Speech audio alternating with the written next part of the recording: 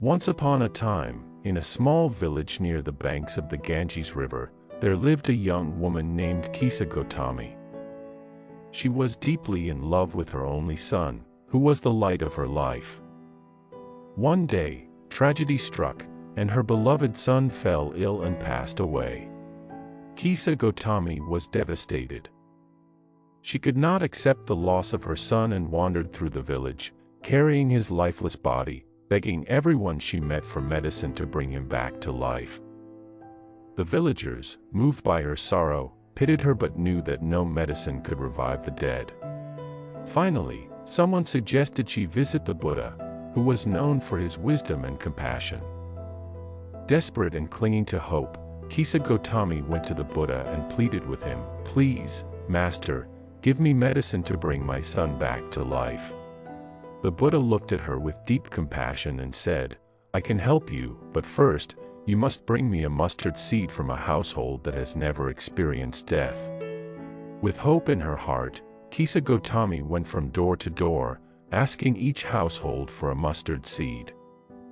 But at every door, she heard the same story: "We can give you a mustard seed, but we have lost a loved one too." As she continued her search, Kisa Gotami gradually realized that death was a universal experience, one that no one could escape.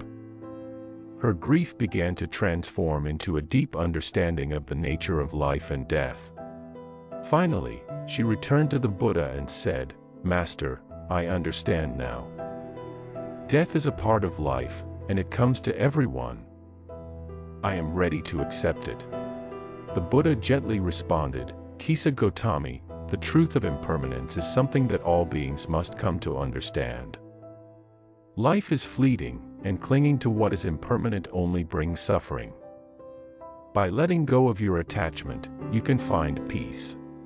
Kisa Gotami, now enlightened by the Buddha's teachings, let go of her son's body and devoted herself to the path of wisdom and compassion. The Buddha's teaching. This story teaches the important Buddhist concept of impermanence, anicca. Everything in life is transient: birth, growth, decay, and death are all natural processes. The suffering, dukkha, we experience often stems from our attachment to things that are impermanent. By understanding and accepting the nature of impermanence, we can reduce our suffering and find a deeper sense of peace. The story of Kisa Gotami also highlights the importance of compassion and understanding that everyone shares the same struggles. Through this understanding, we can cultivate a sense of connection with others and develop the wisdom needed to navigate the difficulties of life.